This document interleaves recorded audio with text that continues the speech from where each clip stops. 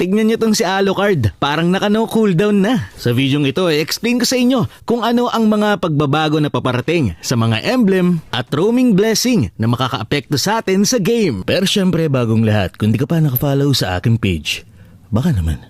Umpisa natin sa mga emblem, nandiyan ang Killing Spree na hindi mo na kailangan makatakedown ng kalaban bago gumana. Basta bumaba ng 30% ang HP ng kalaban, gagana na agad ang Killing Spree. Merong 30 seconds cooldown ang Killing Spree, pero kapag na-takedown mo ang kalaban, magre-reset ang cooldown nito. So, ibig sabihin may spam mo pa rin ang Killing Spree at mas pinaganda ito ngayon. Mas pinaganda rin ang Temporal Rain. Dahil from 1.3 seconds, 1.5 seconds na ang nababawas nito sa iyong mga skills after mong mag-ulti. Kaya tignan nyo dito kay Alucard, halos wala na akong cooldown sa aking skill 1 at skill 2. Grabe, sobrang makikinabang si Alucard dito sa emblem na to. Hindi ako naka-no cooldown yan pero grabe yung cooldown ng skill 1 at skill 2. Pero bilang kapalit naman ito, binawasan ang duration ng Temporal Rain from 5 seconds, 4 seconds na lang ngayon. Pero okay pa rin, ang laki pa rin ng pinagbago. Kaya para sa akin, magandang buff pa rin ito.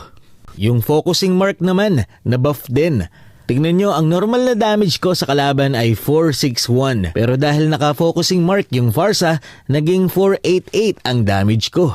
Tapos magkakaroon pa ako ng 10% movement speed dahil sa pag-atake ko sa kalaban na may marka ng focusing mark. Yung Tenacity, imbis na nakakapagbigay ng physical at magic defense, kapag ikaw ay 35% low HP na, ginawa nilang 5% damage reduction ang naibibigay nito kapag 50% low HP ka na. Sa mga roaming blessing naman tayo. Yung Dire Hit, binago nila. Hindi na yung mismong roamer ang magkakaroon ng additional damage, kundi yung kakampi mo. Halimbawa, roamer ka, na crowd control mo ang kalaban, magkakaroon nito ng marka na kapag inatake ng kakampi mo, magdidil siya ng additional damage. Ayun, kita nyo? So yung kakampi mo na ang may kinabang kapag ikaw ay naka-Dire Hit. Bagamat 3 seconds lang ang tinatagal ng marka na ito, naka-base sa HP ng kalaban ang damage nito na nakadepende sa level, pero meron itong 30 seconds cooldown. Okay na rin. Tinago din nila ang roaming blessing na encourage. Kung dati nakakapagbigay ito ng physical attack, magic power at attack speed, ngayon hybrid defense na ang ibinibigay nito.